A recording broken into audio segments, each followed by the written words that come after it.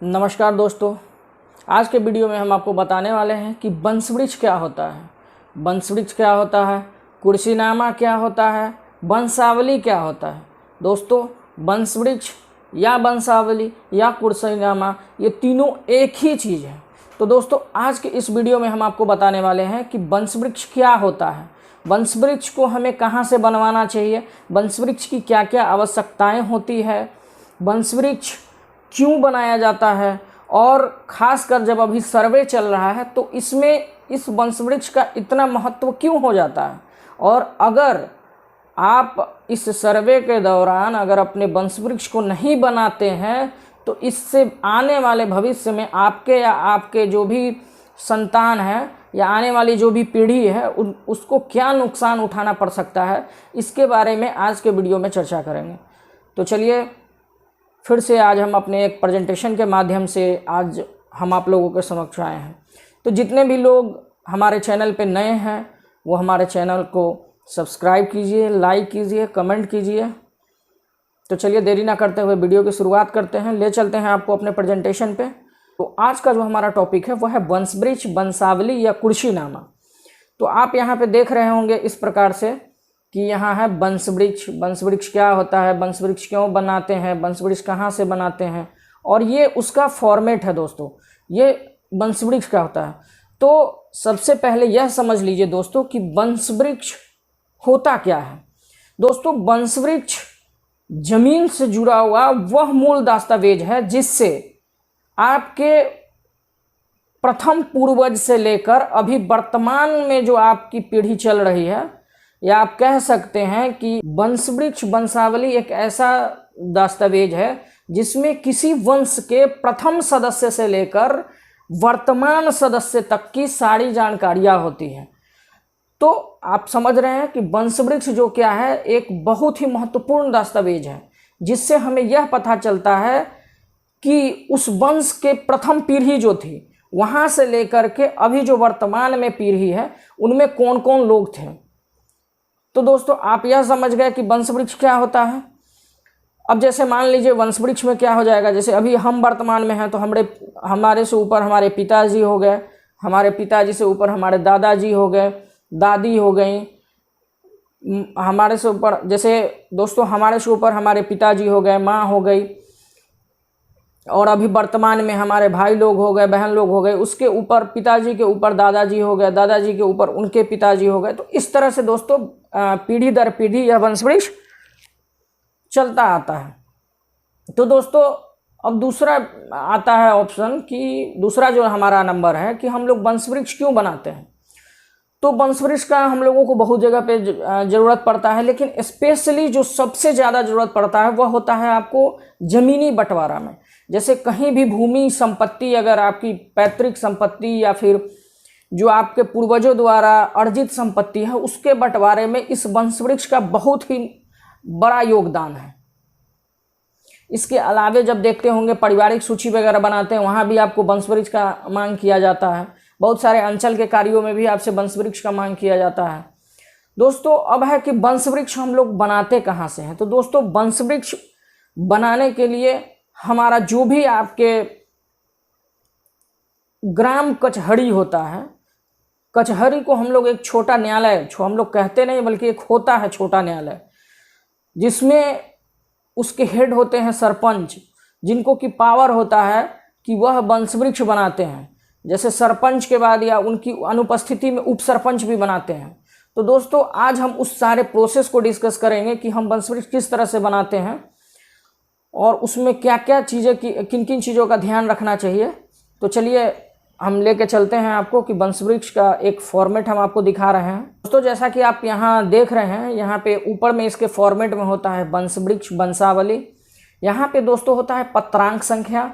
अब दोस्तों, यह पत्रांक संख्या क्या होता है। अब जैसे मान लीजिए जिस कचहरी में, जिस न्यायालय में आप जा रहे हैं, वहाँ आपने वंशवृक्ष के लिए आवेदन किया है, तो जब सरपंच साहब आपको वंशवृक्ष बना करके देते हैं तो उनको एक डायरी भी मेंटेन करना होता है कि किस पत्रांक के माध्यम से आपने इनको वंशवृक्ष बना कर दिया है। क्योंकि बहुत सारे लोग फर्जी तरीके से भी वंशवृक्ष बना लेते हैं, वो हम आपको आगे बताएंगे। जैसा कि हमने आपको पहले भी बताया है कि कौन सी चीज़ ऐसी है जो अगर आप नहीं करेंगे तो आपके जो भी आने वाले पीढ़ी है उनको बहुत सारा नुकसान होता है। तो इस पर हम बाद में बात करेंगे, पहले चलते हैं पत्रांक संख्या। तो दोस्तों वो सरपंच साहब आपको अपना एक डायरी मेंटेन करते हैं जिसमें लिखते हैं कि पत्रांक संख्या इतना, मान लीजिए आज यह 125 नंबर पर बना, तो 125 नंबर पर उन्होंने किनका वंश वृक्ष बनाया, उनके आवेदक कौन थे, इन सब चीज़ों का वो ब्यौरा तैयार करते हैं, ताकि भविष्य में अगर कहीं भी अगर न्यायिक जांच हो, न्यायालय में ही अगर कोई मामला हो चला गया हो या उधर से कुछ न्यायालय द्वारा मांगा गया हो, तो उसमें यह बता सकते हैं कि हमारे द्वारा यह वंश वृक्ष बनाकर दिया गया फलाने फलाने तारीख को। तो दोस्तों यह हो गया आपका पत्रांक संख्या। दूसरा है मौजा। जिस मौजे में आप रह रहे हैं, जो आपका मौजा है, यहाँ पे दोस्तों आपको उस मौजे का नाम लिखना है। अब आपका दोस्तों थाना नंबर क्या है, वो थाना नंबर यहाँ दर्शाना है। तो दिनांक, दोस्तों आप कितने तारीख को आवेदन दे रहे हैं सरपंच साहब के पास, वो दिनांक आप इस पर डाल देंगे। और एक चीज़ आप और कर सकते हैं, जैसे यहाँ पे मेन हेडिंग में आप ग्राम कचहरी, जो भी आपका ग्राम कचहरी हो वो लिख सकते हैं। ग्राम कचहरी मान लीजिए मरपा ईश्वरदास है, ग्राम कचहरी ससौला है, ग्राम कचहरी जो भी आपको देना है वो आप यहाँ पे ऊपर में हेडिंग दे सकते हैं। इसके बाद दोस्तों इसका होगा कि प्रमाणित किया जाता है कि आवेदक ग्राम, जो भी आपका ग्राम होगा वहाँ पे वो लिखा होगा। पोस्ट बखार चंडिया, थाना सुप्पी, जिला सीतामढ़ी के अस्थाई निवासी हैं। तो दोस्तों यह उसमें लिखा होगा। मान लीजिए आपका जो भी ग्राम है, पोस्ट है, आपका जैसे जो आपका जिला है, ये सारी चीज़ें उसमें रहेंगी। उसके बाद आता है कि दोस्तों मैं इनको जानता व पहचानता हूँ। सरपंच साहब यह अपना एक बताएंगे कि मैं इनको जानता व पहचानता हूँ जिनका पारिवारिक वंशावली निम्न प्रकार है। इस तरह से एक फॉर्मेट लिखा होगा। नीचे में आप देख रहे हैं यहाँ पे फॉर्मेट। अब यह जो देख रहे हैं यहाँ पे आप विशुनदयाल सिंह, तो आपको जहाँ से भी वंश वृक्ष बनाना है, मान लीजिए खतियान में कोई खतियान है विशुनदयाल सिंह के नाम से, तो दोस्तों उस मान लीजिए खतियान में लिखा हुआ है विशुनदयाल सिंह पिता नेमा सिंह, निवासी निजग्राम, जाति राजपूत, तो हमें विशुनदयाल सिंह से बनाना है। तो चलिए यहाँ पे हम सबसे पहले जो नाम लिखा हुआ विशुनदयाल सिंह, अब इनके जितने सारे वंशज हैं उनका हम नाम लिख लेंगे। तो यहाँ पे विशुनदयाल सिंह को 4 लड़के हैं, संतू सिंह, दीपा सिंह, नेमा सिंह, भदई सिंह। तो हमने इन चारों का नाम यहाँ पे दर्शा दिया है। अब इसमें आपका जिनसे मतलब आपको दर्शाना है वंश वृक्ष, आपका जो वंश वृक्ष है वो आप दर्शा सकते हैं। अब यहाँ पे दोस्तों यह जो आप क्रॉस का निशान देख रहे हैं, अब आप यह कह रहे होंगे कि यह क्रॉस क्या है। तो दोस्तों वंश वृक्ष में जो भी मृत होते हैं, जो भी लोग मृत हो गए होते हैं, जिनकी मृत्यु हो गई होती है, तो उनके वंश वृक्ष के सामने ऐसा कट का निशान किया जाता है। तो यह हो गया। तो अब जैसे मान लीजिए यहाँ पे हमें हमारे जो पूर्वज हैं उनका नाम नेमा सिंह है, हमें उन्हीं का वंश वृक्ष बनवाना है। तो दोस्तों यहाँ पे आप नेमा सिंह के नीचे से आप शुरू करेंगे। जैसे नेमा सिंह को 2 लड़के थे, सरजुग सिंह और जनार्दन सिंह। तो यहाँ पे अब उनकी भी मृत्यु हो चुकी है, तो यहाँ पे देखिए क्रॉस का निशान दिया हुआ है। तो सरजुग सिंह, जनार्दन सिंह। अब देखिए दोस्तों यहाँ पे जनार्दन सिंह के आगे में यहाँ पे नावल्द लिखा हुआ है। तो दोस्तों यह नावल्द क्या होता है, जिनकी शादी नहीं होती है या जिनकी आल औलाद नहीं होती। जब शादी नहीं होती, आल औलाद हो जाती है और उनकी मृत्यु हो जाती है, इसलिए वो वहाँ पे नावल्द लिखा जाता है। अब जैसे मान लीजिए ये जीवित रहते तो यहाँ पे नावल्द लिखा रहता, लेकिन यहाँ पे जीवित का निशान रहता, टिक का निशान रहता। चलिए दोस्तों यहाँ पे सरयुग सिंह की पत्नी हो गई राधिका देवी। तो अब राधिका देवी को 1 लड़के हुए नागनारायण सिंह, जो कि जीवित है, इसीलिए यहाँ पे कोई निशान नहीं लगाया गया है। आप यहाँ देख सकते हैं। अब नागनारायण सिंह के जो अभी वर्तमान वंशज हैं, नागनारायण सिंह भी जीवित है। अब मान लीजिए नागनारायण सिंह के जो वर्तमान वंशज हैं, संतोष कुमार सिंह, गौरव कुमार सिंह, सौरभ कुमार सिंह, तो उन तीनों का नाम हम यहाँ पे दर्शा देंगे। इस तरह से आपका वंश वृक्ष मान लीजिए कि बन करके तैयार हो जाएगा। अब इसमें समझने वाली बात यह है कि यहाँ पे आप देख रहे हैं कि अगर आप इसमें और भी दिखाना चाह रहे हैं, जैसे संतोष सिंह के लड़कों के बारे में दिखाना चाह रहे हैं, वो भी आप दिखा सकते हैं। दीपा सिंह का दिखाना चाह रहे हैं, वो भी आप दिखा सकते हैं। तो इस तरह से आप अपना वंश वृक्ष पूरा फॉर्मेट तैयार कर सकते हैं। उसके बाद आप नीचे देख रहे हैं, यहाँ पे लिखा हुआ है उपरोक्त वंशावली सही एवं सत्य है। मतलब ऊपर जो वंश वृक्ष बनाया गया है वो हमारे जानकारी में है, वो एकदम सही है एवं सत्य है। अब यहाँ पे आप देख रहे हैं एक ऑप्शन की गवाहान का हस्ताक्षर। अब ये गवाहान क्या होता है दोस्तों? गवाहान वो उसको कहते हैं जो आपको सर्टिफाइड करता है, मतलब सत्यापित करता है कि हाँ यह वंश वृक्ष जो है यह इनके वंशज है और यह सही है। तो गवाहान में आप अपने ग्रामीण से, जो भी आपके ग्रामीण हैं उनके 4, 5 या 10 जो भी हैं, आप उनसे यहाँ पे साइन करा सकते हैं। उसके बाद आता है दोस्तों पंचगण।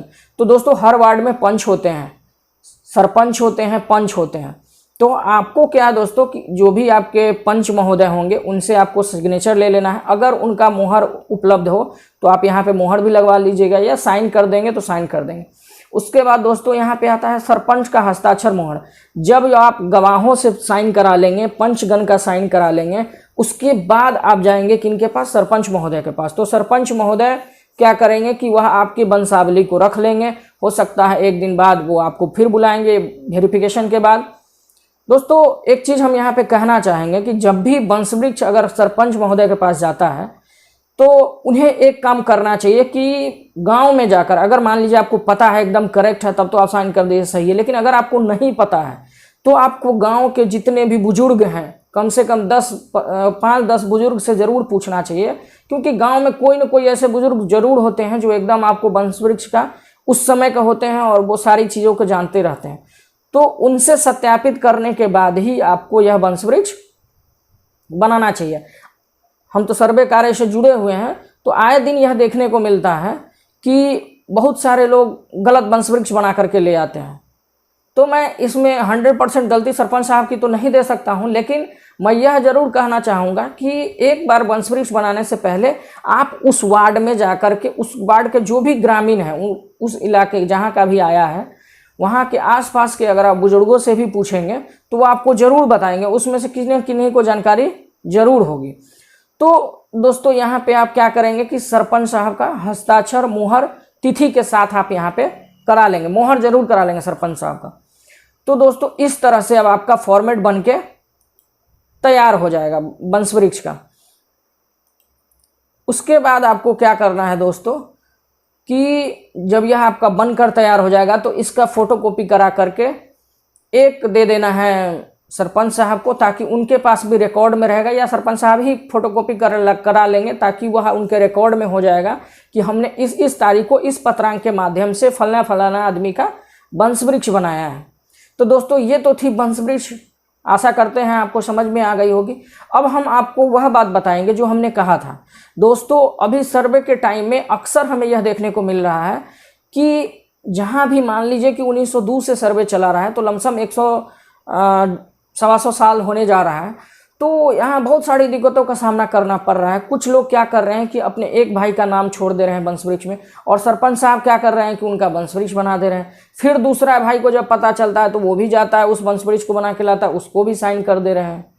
तो दोस्तों इन्हीं सारी कारणों की वजह से यहाँ पे हमने आपको जोड़ दिया है कि पत्रांक संख्या जरूर लीजिएगा अपने सरपंच साहब से, कि सरपंच साहब आप हमें पत्रांक संख्या जरूर दीजिए। इससे ना आप गलत साबित हो सकते हैं, ना ही सरपंच साहब गलत साबित हो सकते हैं।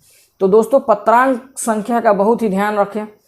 तो अभी हम बात कर रहे थे सर्वे की, तो सर्वे में यह देखने को आ रहा है कि यह जो वंशवृक्ष बन रहा है, क्योंकि यह वंशवृक्ष आम सभा के माध्यम से तैयार होता है, तो दोस्तों यही वंशवृक्ष आज से 40-50 साल बाद जब आपके जो वंशज है वो चाहेंगे निकालना, तो उन्हें वह फोटोकॉपी मिलता है। तो दोस्तों इसमें आपको एकदम सजग रहना होगा कि इसमें जाकर के, वहाँ पे ऑफिस में जाकर के जब भी शिविर लगे, जब भी वंशवृक्ष बने, तो उसमें सही वंशवृक्ष अंकित करें। जितने भी आपके परिवार के सदस्य हैं उन सभी सदस्यों का नाम सही अंकित करें, ताकि किन्हीं का नाम छूट नहीं जाए। अब हम ऐसा क्यों कह रहे हैं, क्योंकि अगर किन्हीं का नाम छूट गया तो जब भी उस खतियानी, जो भी आपकी खतियानी ज़मीन है, अगर उसका बंटवारा होता है तो उसमें आपका हिस्सा नहीं मिलेगा, जो आपके नाम से खाता नहीं खुल पाएगा अगर आपने ध्यान नहीं दिया सर्वे के क्रम में। तो दोस्तों यह एक बहुत ही बड़ा महत्वपूर्ण तथ्य है जो लोगों को ध्यान देना चाहिए, जिस पे लोगों ध्यान नहीं दे पा रहे हैं। तो इसीलिए हमने इसको कहा था कि मैं आपको बताऊंगा। तो दोस्तों अभी सर्वे चल रहा है, तो जहां भी आपके मौजे में चल रहा है सर्वे, आप जरूर जाएं और अपना वंशवृक्ष एक बार जाकर चेक करें कि वह वंशवृक्ष सही बना है कि नहीं। उस वंशवृक्ष पर आपके जो भी वंश है उनका हस्ताक्षर है कि नहीं, जो घर के मुखिया हैं, जीवित हैं, उनका हस्ताक्षर है कि नहीं, उस पर आपके सरपंच साहब का हस्ताक्षर है कि नहीं है। तो यह काम जरूर कर ले दोस्तों। इसी के साथ आज का जो हमारा टॉपिक है उसको यहीं पे ख़त्म करते हैं। मिलते हैं आपसे अगले वीडियो में, तब तक के लिए धन्यवाद। एक बार फिर आप लोगों से कहना चाहेंगे, जिन लोगों ने अभी तक हमारे चैनल को सब्सक्राइब नहीं किया है वो हमारे चैनल को सब्सक्राइब करें, लाइक करें, कमेंट करें। धन्यवाद।